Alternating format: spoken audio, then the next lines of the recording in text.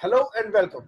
So now मैं Sachin Goyal, director Krishna coaching, अब आपको बताने जा रहा हूं कि किस प्रकार भारत में रीऑर्गेनाइजेशन ऑफ स्टेट्स होता रहा है।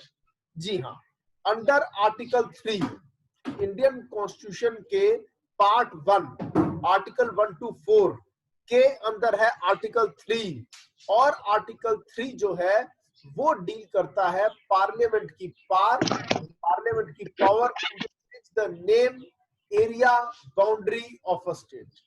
कि पार्लियामेंट चाहे तो name area boundary of a state change कर सकता है। सिर्फ प्रोसीजर है, सिर्फ ये प्रोसीजरल अफेयर है कि एक बार कंसर्न्ड स्टेट लेजिस्लेचर से पूछना होगा, फिर चाहे वो पॉजिटिव बोले या नेगेटिव बोले, हार्डली मैटर्स। ओके, तो ये कहानी शुरू कहां से हुई थी? ये कहानी शुरू हुई थी लॉर्ड माउंटबेटन के प्लान, जिसको हम माउंटबेटन प्लान भी कहते हैं, 3 जून 1947। Lord Louis Mountbatten, the last governor general of British India and the first governor general of free India, उन्होंने प्लान बनाया कि अब हम जा रहे हैं, ब्रिटिश सरकार भारत को आजाद कर रही है और अब यहाँ दो देश होंगे, एक होगा इंडिया और एक होगा पाकिस्तान, और 565 रियासतों का जो है फैसला है वो अपने आप फैसला ले, या तो अपने आप को आजाद मुल्क डिक्लेयर कर ले, या फिर सेकंड, या फिर इंडिया को ज्वाइन करें या फिर पाकिस्तान को ज्वाइन करें। कुछ ने इंडिया को ज्वाइन किया, कुछ ने पाकिस्तान, मेजॉरिटी ने इंडिया को ज्वाइन किया। 552 रजवाड़े, प्रिंसली स्टेट्स उस समय भारत के टेरिटरी में थे। जो नहीं माने, जैसे कि 3 थे, हैदराबाद, जूनागढ़ और कश्मीर, इनको जैसे मर्जी साम दाम दंड भेद लगाकर हमने, सरदार वल्लभ भाई पटेल ने इनको भी ज्वाइन करवाया इंडिया। ओके, मगर उसके बाद, क्योंकि ये एक बार एडहॉक बेसिस पे जल्दी से काम हो गया, कई स्टेट्स जो है इससे नाखुश थी। वहां पर भाषा के आधार पर वो स्टेट्स को रीऑर्गेनाइज करने की डिमांड कर रही थी। जो सबसे पहला ऐसा मुद्दा सामने आया वो आया मद्रास में। 2 प्रकार के लोग थे। जो एक एरिया था ईस्ट साइड का, वो लोग बोला करते थे तमिल, जो वेस्ट साइड वाले थे वो बोला करते थे तेलुगु। तो तेलुगु स्पीकिंग एरिया को अलग स्टेट बनाया जाए, ठीक है, 1 लैंग्वेज 1 स्टेट फॉर्मूला अडॉप्ट किया जाए। इसके हक में भारत सरकार नहीं थी, हम ऐसा नहीं चाहते थे। क्लियर? तो क्या हुआ, हमने एक कमीशन बनाया, एस.के. धार कमीशन। उसने भी कहा 1 लैंग्वेज 1 स्टेट फॉर्मूला रिजेक्टेड। फिर कमिटी आई, जेवीपी कमिटी, ठीक है, जवाहरलाल नेहरू और सरदार वल्लभ भाई पटेल उसमें प्राइमरी पोजीशन में थे, उन्होंने भी इसको रिजेक्ट किया। मगर फिर ये बहुत ज्यादा बड़ा एक आंदोलन शुरू हुआ। एक कांग्रेस लीडर ने 56 डे हंगर स्ट्राइक के बाद अपनी जान दे दी, और तब हमें घुटने टेकने पड़े, और आंध्र प्रदेश स्टेट बनी, पहली state made under article 3, reorganise करके बनी। और कहां से निकाली? मद्रास में से। और वो बन गया बाकी एरिया तमिलनाडु, तमिल भाषा बोलने वाले लोग तमिलनाडु, और तेलुगु भाषा बोलने वाले लोग आंध्र प्रदेश। क्लियर? मगर इसकी वजह से शुरुआत हो गई एक नए अध्याय की, एक नए चैप्टर की शुरुआत भारत में शुरू हो गई। अब तो हर स्टेट में एक मूवमेंट शुरू हो गई, ठीक है, कि हमें भी इस स्टेट के हिस्से को निकाल कर अलग स्टेट डिक्लेयर कर दो। आज मैं उसके बारे में आपको बताने जा रहा हूं। Okay, I am now going to share the screen with you people, ठीक है। तो ये मैं स्क्रीन शेयर करने जा रहा हूं। Here comes the complete information in front of you. ये देखिए, evolution of states and union territories के बारे में हम आज डिस्कस करने जा रहे हैं।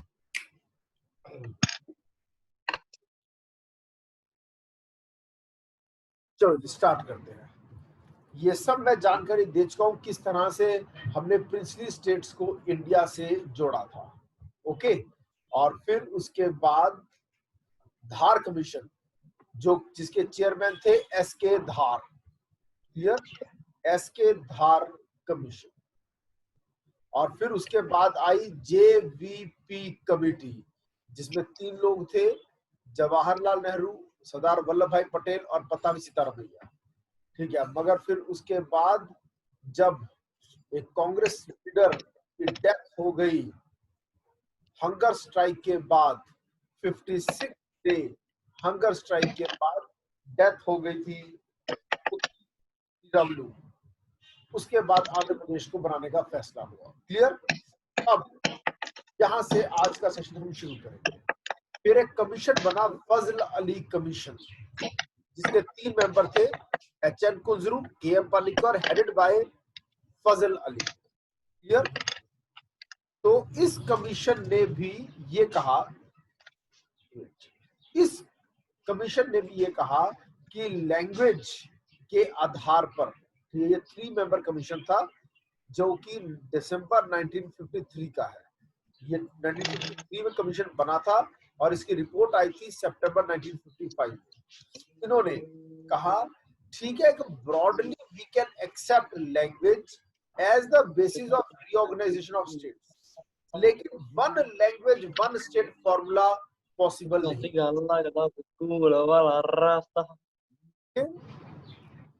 और आगे चलते हैं। अगर किसी स्टूडेंट, हरमन के यहाँ से आवाज आ रही है, मैंने हरमन को म्यूट किया है। ठीक है जी, हाँ, जब क्वेश्चन पूछना हो आप अपना माइक ऑन करके क्वेश्चन पूछ सकते हैं। ओके, और आगे चलते हैं। नेक्स्ट, और उन्होंने कहा कि जो यूनिटी ऑफ इंडिया है वो सबसे जरूरी चीज है, प्राइम कंसिडरेशन होनी चाहिए भारत की अखंडता। ओके, और चार मेन बातें हैं जिनको दिमाग में रख के स्टेट रीऑर्गेनाइजेशन के फैसले लेने हैं। ठीक है, वो क्या है? पहला तो है यूनिटी और सिक्योरिटी, फिर है लिंग्विस्टिक एंड कल्चरल इन्फॉर्मेशन। किसी बच्चे का भी माइक ऑन है सर।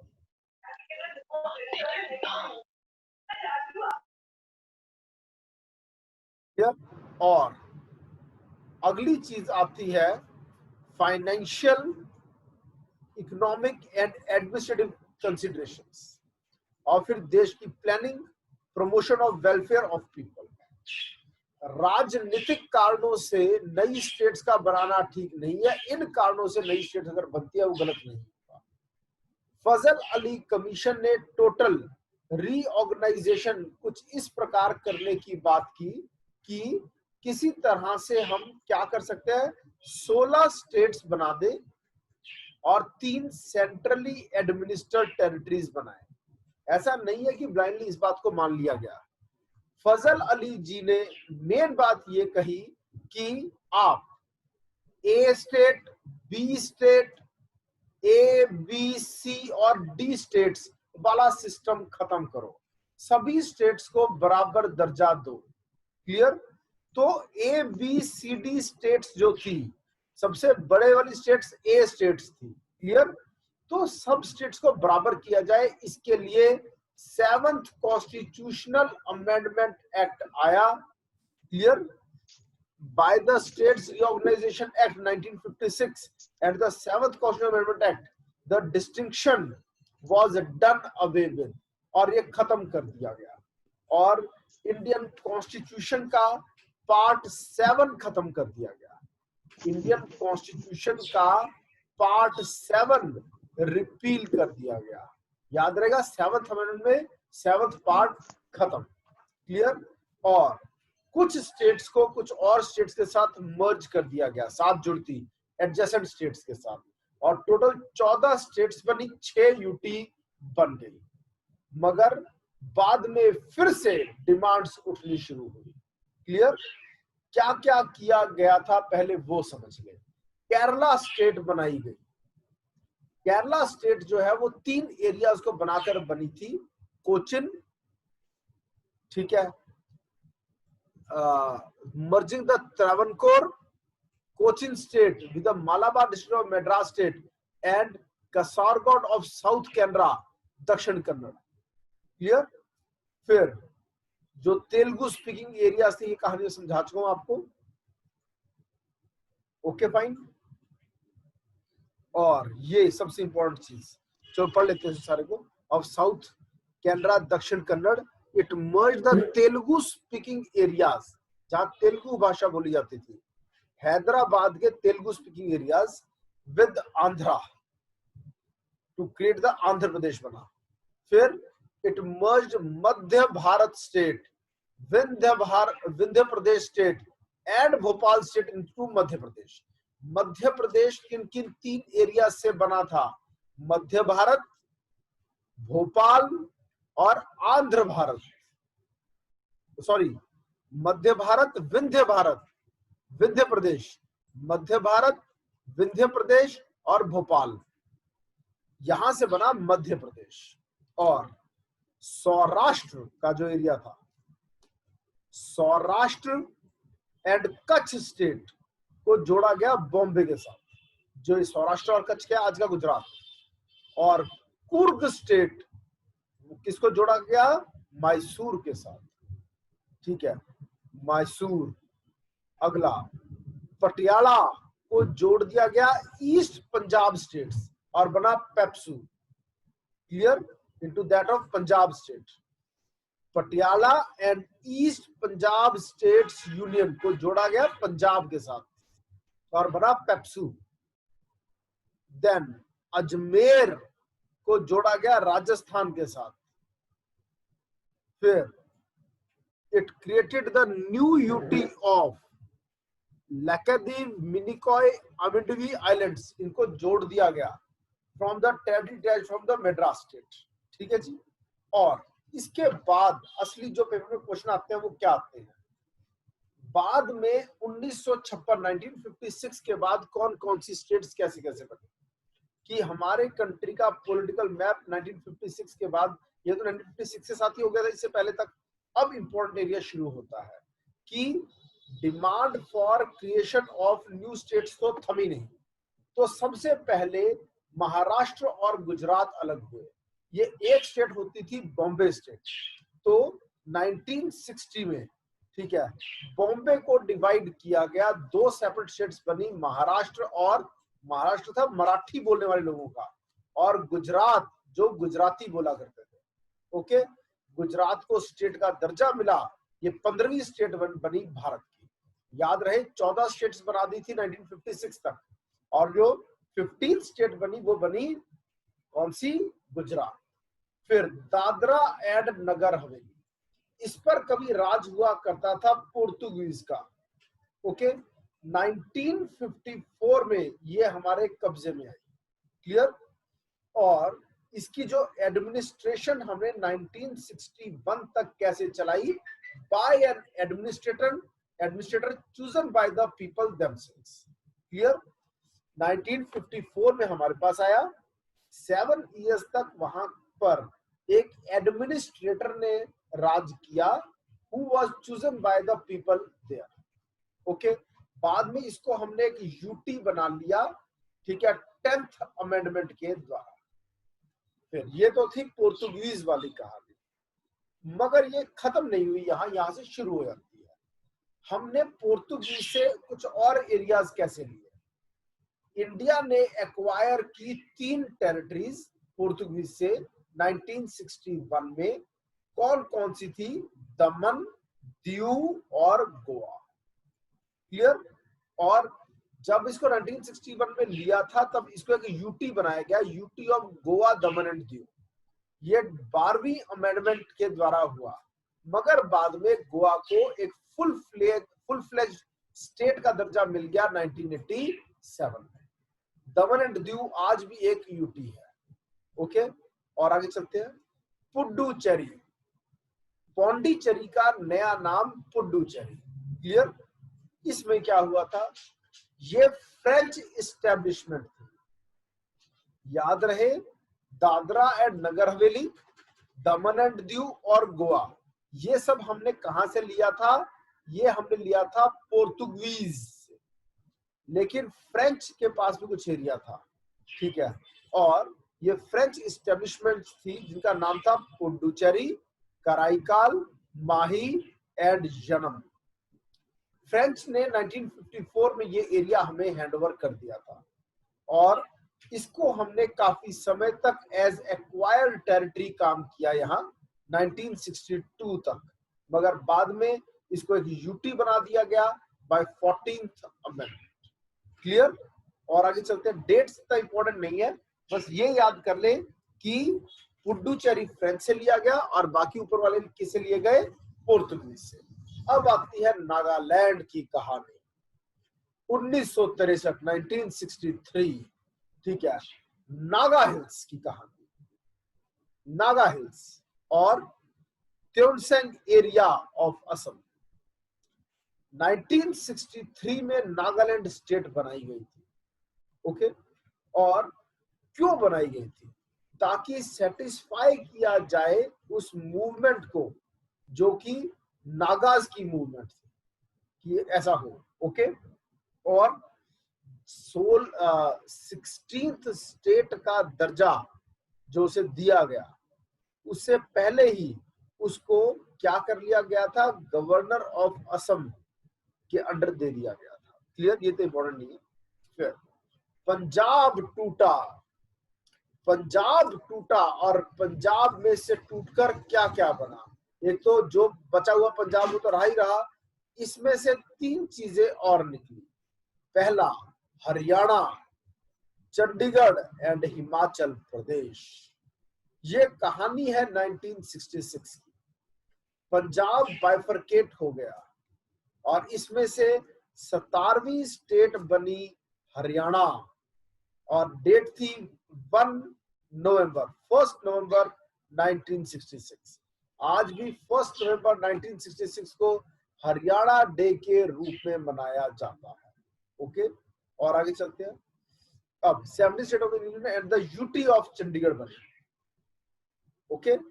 और this followed the demand for a separate Sikh homeland, कि सिखों के लिए एक अलग जगह होनी चाहिए जिसका नाम था पंजाबी सूबा, ठीक है। अकाली दल ने ये डिमांड रखी और इसके लीडर थे मास्टर तारा सिंह, ओके। मगर शाह कमीशन की रिकमेंडेशंस जो आई उसके हिसाब से क्या किया गया कि जो पंजाबी बोलने वाला जो एरिया था, पंजाबी स्पीकिंग एरियाज थे, ठीक है, उन सबको एक कर दो, हिंदी बोलने वालों को एक करके हरियाणा बना दो, हिल एरियाज को एक करके यूटी ऑफ हिमाचल प्रदेश बना दो। बाद में हिमाचल प्रदेश को स्टेट का दर्जा मिल गया था। It was elevated to the status of a state as 18th state, ठीक है जी। तो पंजाबी वो कह रहे थे धर्म के आधार पर, अकाली पार्टी कह रही थी धर्म के आधार पर स्टेट बनाओ। इसको तो पूरी तरह से रिजेक्ट कर दिया कमीशन ने, क्योंकि धर्म के आधार पर अगर हम बनाने लग गए स्टेट्स तो बहुत बड़ी बड़ी प्रॉब्लम्स आगे चल के सामने आएंगी। इसलिए इसको रिजेक्ट किया गया शाह कमीशन ने 1966 और कहा लैंग्वेज को फिर भी चूज किया जा सकता है। पंजाबी बोलने वाला एरिया बन गया पंजाब, हिंदी या हरियाणवी डायलेक्ट कह सकते हैं, ठीक है। हिंदी बोलने वाला एरिया बना हरियाणा, हिल एरिया बन गया हिमाचल प्रदेश, ठीक है। और एक एरिया बच गया और वो था Chandigarh. It was a disputed area. Punjab वाले कहते हैं हमें दे दो, हरियाणा वाले कहते हैं हमें दे दो। 2 बिलियों की लड़ाई में फायदा उठाया बंदर ने, उत्तर इसको यूटी बना दिया गया। सेंटर ने कहा ना ये पंजाब का ना ये हरियाणा का, इसको मैं रखूंगा, ठीक है। And it was made a union territory. It is a combined capital of both Punjab and Haryana. और आगे चलते हैं, फिर नॉर्थ ईस्ट की तरफ चलते हैं। 1972 में नॉर्थ ईस्ट का मैप भी काफी चेंज हुआ, ठीक है। कैसे? 2 यूटीज बनी, मणिपुर और त्रिपुरा, और एक सब स्टेट बनी मेघालय, ओके। और got statehood at the 2 UTs of Mizoram and Arunachal Pradesh, okay. They also came into being. और इसकी वजह से जो सारी स्टेट्स वगैरह का जो नंबर था वो हो गया 21। कैसे 21 हो गया? क्योंकि मणिपुर बनी 19वीं, त्रिपुरा 20th और मेघालय 21st। ओके, तो ये कहानी आपको यहां से पता चल जाती है। और आगे चलते हैं सिक्किम। अब ये प्रिंसली स्टेट होती थी Sikkim. Okay, it was an Indian princely state और इसका रूलर था चौग्याल 1947। ओके, जब ब्रिटिशर्स चले गए तो सिक्किम हमारा प्रोटेक्टोरेट बन गया, हम उसे प्रोटेक्ट करेंगे। ओके, और हमने जिम्मेदारी ली सिक्किम के डिफेंस की, एक्सटर्नल अफेयर्स की, कम्युनिकेशंस की, सब की। सिक्किम ने एक डिजायर दिखाई कि मैं और अच्छे से जुड़ना चाहता हूं इंडिया के साथ। तभी 35th अमेंडमेंट के द्वारा इसको जोड़ लिया गया इंडिया के साथ। ठीक है जी, और एक न्यू क्लास ऑफ स्टेटहुड इसको दिया गया। ठीक है, और उसे हम कहते हैं associate state of Indian union. Clear? इसके लिए आर्टिकल था 2A। ठीक है, and a new schedule 10th schedule containing the terms and conditions of association. मगर बाद में इसको फुल स्टेटहुड का दर्जा मिल गया था और 10th शेड्यूल को भी खत्म कर दिया था। और बाद में 10th शेड्यूल जो दोबारा एक बार बना था वो बना था एंटी डिफेक्शन लॉ के लिए 1985। This experiment however did not last long. ये लंबे समय तक ये एक्सपेरिमेंट एसोसिएट स्टेट का नहीं चला। ठीक है जी, क्यों? लोग खुश नहीं थे, सिक्किम के लोग इससे खुश नहीं थे। फिर एक रेफरेंडम हुआ 1975 में और उन्होंने, लोगों ने क्या कहा? Abolition of the institution of Chogyal और सिक्किम को बनाया जाए भारत का अभिन्न अंग। फिर हुई 36th अमेंडमेंट। ओके, और सिक्किम को मिला फुल फ्लेज्ड स्टेट का दर्जा और ये बनी 22nd state of India. Okay, उसके लिए फर्स्ट शेड्यूल में अमेंडमेंट हुई, 4th शेड्यूल में अमेंडमेंट हुई। ठीक है, और नया आर्टिकल ऐड हुआ 371F ताकि स्पेशल प्रोविजंस बनाए जा सके कैसे एडमिनिस्ट्रेशन होगी सिक्किम में। ओके, और 2A खत्म हुआ। 10th schedule and the 10th schedule that was added by 35th amendment भी खत्म हुआ। बाद में फिर से 10th शेड्यूल आया था, लेकिन ये नई चीज के लिए आया था। ये 52nd अमेंडमेंट के लिए के साथ आया था, 52nd कॉन्स्टिट्यूशनल अमेंडमेंट एक्ट 1985 और ये लेकर आया था प्राइम मिनिस्टर राजीव गांधी और इसके द्वारा भारत में आया anti defection law. Anti defection law. Clear? और आगे चलते हैं हम। फिर मिजोरम, अरुणाचल प्रदेश और गोवा। अब क्या हुआ? 3 नई स्टेट्स बनी। ठीक है, Mizoram, Arunachal Pradesh and Goa. 23rd, 24th और 25th स्टेट्स बनी। ठीक है जी, UT of Mizoram was given the title of, was given the status of state. Okay, next, इसी तरह से बाकी state of Goa was created. Arunachal Pradesh had also been, वही पहले यूटी थी वही बन गई स्टेट। अब कहानी आती है सन 2000 की। 3 नई स्टेट्स बनी। क्लियर? अब तक कितनी स्टेट्स हो गई है? 25 स्टेट्स। CUJ याद रखना, ये इंपॉर्टेंट आ जाता है। 26वीं स्टेट, 27वीं स्टेट, 28वीं स्टेट, इसके बाद 29th बनेगी तेलंगाना। क्लियर? और CUJ, छत्तीसगढ़ बनी कहां से? मध्य प्रदेश से। उत्तराखंड बनी उत्तर प्रदेश से और झारखंड बनी बिहार में से। ओके, 26वीं, 27वीं, 28वीं स्टेट। क्लियर? फिर आता है तेलंगाना। 2014 में एक नई स्टेट तेलंगाना बनी। कहां से बनी? ये 29 स्टेट बनी और आंध्र प्रदेश से बनी। और हैदराबाद जो कैपिटल आंध्र प्रदेश की थी वो बन गई हैदराबाद कैपिटल ऑफ तेलंगाना। लंबे समय तक ज्वाइंट कैपिटल रही हैदराबाद, दोनों की, तेलंगाना की भी, आंध्र प्रदेश की।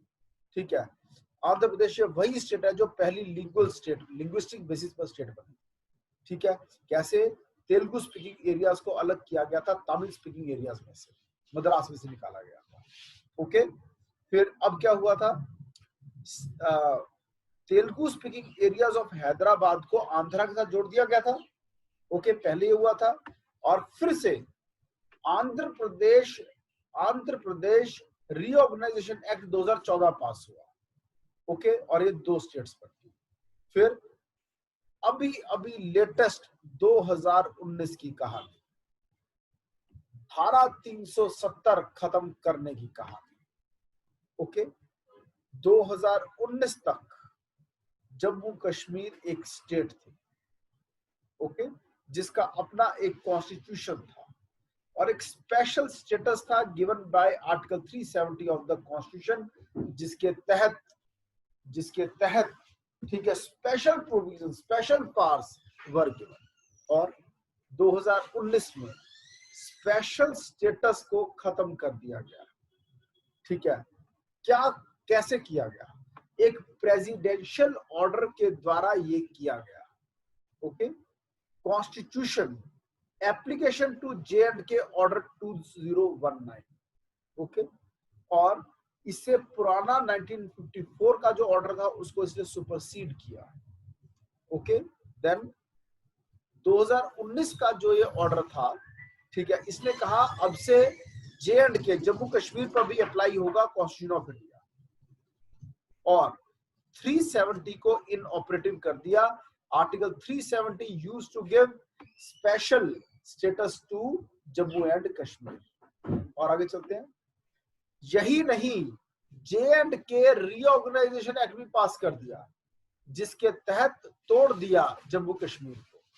ठीक है, जो पहले state of Jammu and Kashmir थी उसको तोड़ के बना दी 2 यूटीज। कौन कौन सी यूटी बनाई? UT of Jammu and Kashmir एक कर दिया और यूटी ऑफ लद्दाख को अलग कर दिया। ओके, अब जो जम्मू एंड कश्मीर है वो तो पूरा पूरा जम्मू कश्मीर है accept the Kargil and Leh districts. अब कारगिल और लेह डिस्ट्रिक्ट्स अलग डिस्ट्रिक्ट, लेह डिस्ट्रिक्ट बन गई है। क्लियर? और अब इसकी वजह से 28 स्टेट्स है और 9 यूटीज। क्लियर? फिर कई स्टेट्स के नाम बदले गए, कई स्टेट्स के नाम भी बदले गए, जैसे कि यूनाइटेड प्रोविंसेस जो था उसका नाम बदलकर रखा गया उत्तर प्रदेश। जो सबसे पहला नेम चेंज की कहानी में अगर कोई नाम आता है तो उत्तर प्रदेश का ही आता है। और आगे चलते हैं, मैड्रास का नाम बदल के रख दिया गया तमिलनाडु, क्योंकि तमिल बोलने वाले लोग रह गए थे अब यहाँ। मैसूर का नाम बदलकर रखा गया कर्नाटका। लक्षद्वीप, मिनिकॉय, आमिंडीवी आइलैंड्स का नाम रख दिया गया लक्षद्वीप। और यूटी ऑफ दिल्ली को एनसीटी ऑफ दिल्ली बना दिया गया, नेशनल कैपिटल टेरिटरी। ओके, इसको फुल फ्लेज स्टेट का दर्जा आज भी नहीं मिला है। और ये कब हुआ था? 69th अमेंडमेंट 1991 में यूटी ऑफ दिल्ली बन गई national capital territory of Delhi. Uttaranchal का नाम बदला गया और नाम रखा गया उत्तराखंड। ठीक है, और पौंडीचेरी का नया नाम पुडुचेरी, उड़ीसा का नया नाम ओडिशा। और ये सब कुछ जो नेम बदले जा रहे हैं ये कैसे हो रहा है? आर्टिकल 3 के अंतर्गत हो रहा है। ये बिल किस हाउस में इंट्रोड्यूस हो सकता है? एनी हाउस, किसी भी हाउस में। कौन सा प्रोसीजर लगेगा? Ordinary legislative procedure. और कौन सी मेजॉरिटी चाहिए? सिंपल मेजॉरिटी से बिल पास होगा, यानी कि more than 50% of present and voting. ठीक है जी, ऑर्डिनरी लेजिस्लेटिव प्रोसीजर। मगर prior ascent of president is required. क्या चाहिए होता है? Prior ascent of president. मगर प्रायर असेंट देने से पहले प्रेसिडेंट को यह बिल भेजना पड़ेगा कहां? Concerned state legislature. और उसको लेकर वो लिमिट कर सकता है टाइम को, इतने टाइम में जवाब दो। फिर चाहे जवाब यस आए, नो रिप्लाई आए या रिफ्यूज कर दे, उसके बाद भी प्रेसिडेंट चाहे तो असेंट दे सकता है और उसके बाद पार्लियामेंट एक्शन ले सकती है। और अंडर आर्टिकल 3 क्या क्या चेंज हो सकता है? नेम चेंज हो सकता है, एरिया चेंज हो सकता है, बाउंड्री चेंज हो सकती है। ये क्वेश्चन बार बार पेपर में आते हैं।